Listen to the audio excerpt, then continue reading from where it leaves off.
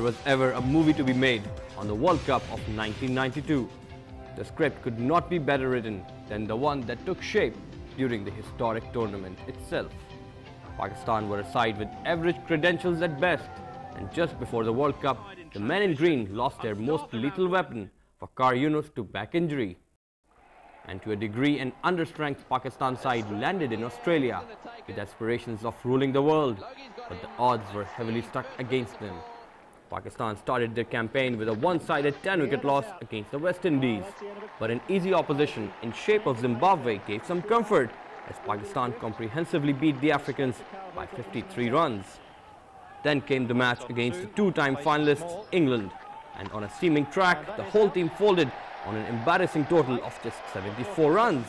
But little did they know what fate had in store for them. As heavens opened and the Englishmen were denied an inevitable win, match was drawn and a valuable point in the bag for Pakistan. And Pakistan escaping with a valuable point. But just like any good movie, things were about to get much worse before they got better, as Pakistan took on the age-old rivals India. But a demoralizing 43-run defeat is all Pakistan got. Followed by another defeat in a rain-curtailed match against South Africa.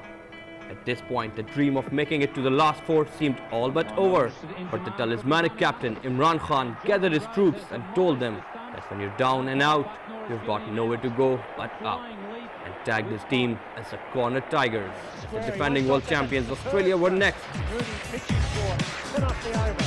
Imran's men on a mission looked an altogether different side, overpowering the Aussies in front of a packed house. Next up was the unbeaten team of New Zealand, who were firing all cylinders, but Pakistan managed to tame the Kiwis and clinged on in the tournament. Now all that was needed was Australia to beat West Indies for Pakistan to go into the last four. And Australia did manage to beat the mighty West Indies, and the dream started to look closer. Pakistan took on New Zealand in the semi-finals.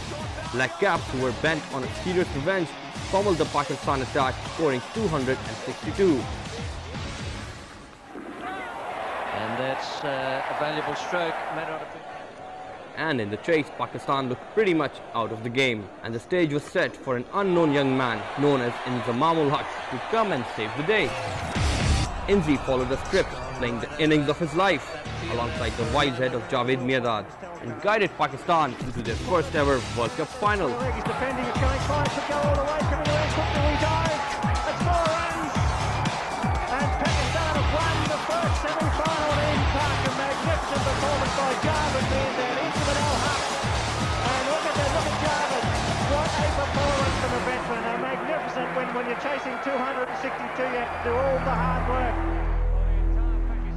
Then came the big day, but Pakistan were in trouble early as both openers fell quickly, and the two old war horses, Mirdad and Imran Khan, steadied the ship. And in the final 10 overs, the two young guns, Wasim Akram and Inzamamul Haq, propelled Pakistan's score to 249. In England's reply, after a few early wickets, Pakistan seemed in control, but Neil Fairbrother and Alan Lamb looked to be taking the match away from Pakistan. And once again, a hero was needed. Imran turned to his blue-eyed boy, Wasim Akram. Come at the hour, come at the man. Wasim Akram produced two deliveries which can only be described as magic of a pure genius. And the final was all but done. Pakistan win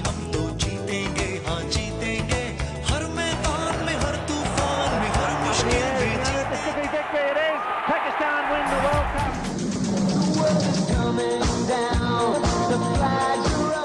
Pakistan were crowned world champions. A mere dream which looked unlikely at start had finally come true. It's hard to believe that we have pummeled so down from such highs, but let's hope Imran's words come true once again. When you're down and out, you've got nowhere to go but up. Faraz Qasim, Dawn News.